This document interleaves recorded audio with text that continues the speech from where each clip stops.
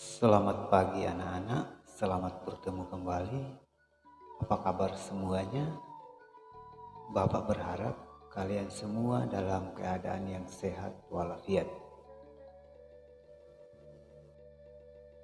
Nah anak-anak, pelajaran agama pada semester 1 ini berjumlah 3 bab.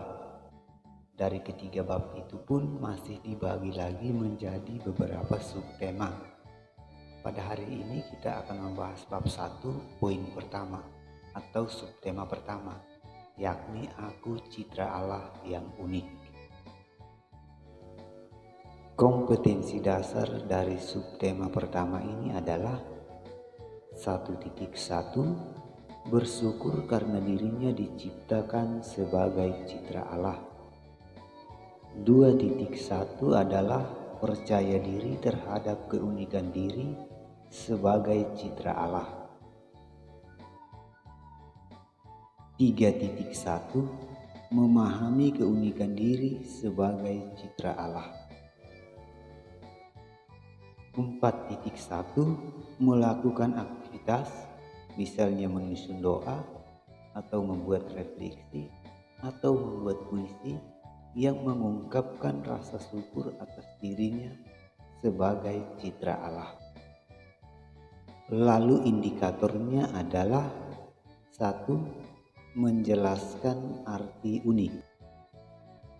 2. Menjelaskan sikap-sikap yang muncul dalam menghadapi keunikan serta dampaknya pada tindakan.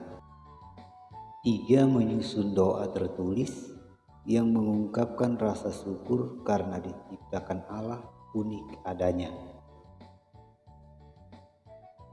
Berikutnya tujuan pembelajaran adalah 1. Peserta didik dapat menjelaskan arti unik. 2. Peserta didik mampu menyebutkan sikap-sikap yang muncul dalam menghadapi keunikan. 3. Peserta didik mampu mensyukuri keunikan dalam dirinya sebagai anugerah. 4. Peserta didik mampu menyusun doa sebagai bentuk rasa syukur atas keunikan dirinya.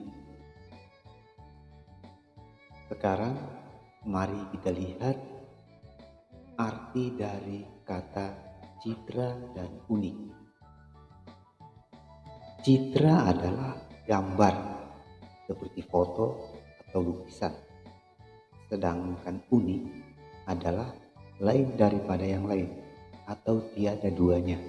Nah, jadi anak-anak, ketika kita dikatakan sebagai citra Allah yang unik, maksudnya adalah kita sama-sama diciptakan oleh Tuhan, tetapi kita berbeda dalam hal fisik, psikis atau kejiwaan, dan bakat atau kemampuan. Nah anak-anak, sekarang kita masuk pada ketiga poin tadi, yakni fisik, psikis, dan bakat. Poin pertama yang dimaksud dengan fisik adalah bahwa kita memiliki warna kulit yang berbeda dengan yang lain. Ada yang berwarna kulit hitam, ada yang putih, ada yang sawo matang. Begitupun dengan bentuk wajah. Ada yang mungkin hidungnya pesek, ada yang hidungnya mancung, dan lain sebagainya.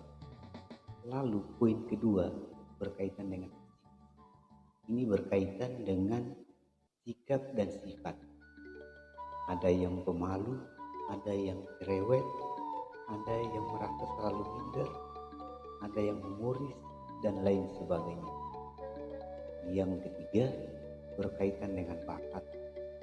Ada yang suka berolahraga, ada yang suka bermain musik, ada yang suka bernyanyi, dan lain sebagainya. Nah anak-anak, kita memiliki perbedaan-perbedaan secara bakat, secara psikis maupun secara fisik, dan kita harus mensyukuri itu.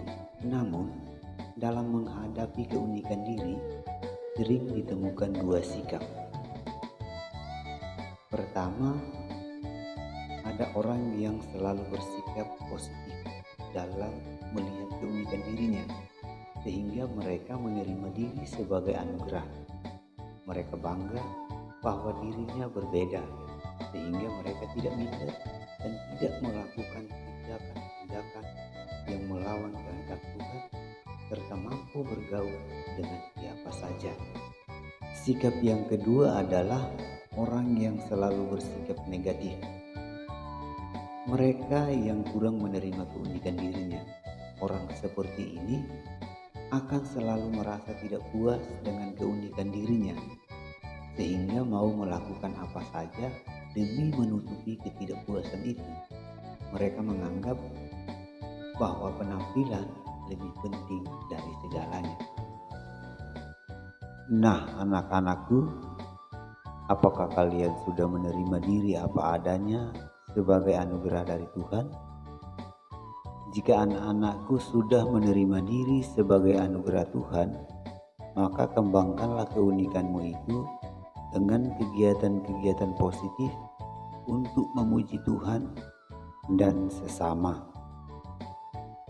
Jika anak-anakku belum menerima keunikan diri sebagai anugerah, maka Bapak berharap mulai saat ini, terimalah dirimu sebagai keunikan dari Tuhan dan banggalah bahwa kamu adalah pribadi yang unik yang tidak ada duanya di dunia ini sekalipun kembar. Kamu adalah citra Allah, kamu diciptakan menurut gambar Allah. Tuhan mengasihi kamu bersama keunikanmu. Kamu hebat, kamu luar biasa, maka jangan minder dan malu. Itulah anak-anakku pelajaran kita pada hari ini. Semoga bermanfaat bagi kalian sebagai citra Allah yang unik. Semoga kalian sehat dan selalu dalam lindungan Tuhan.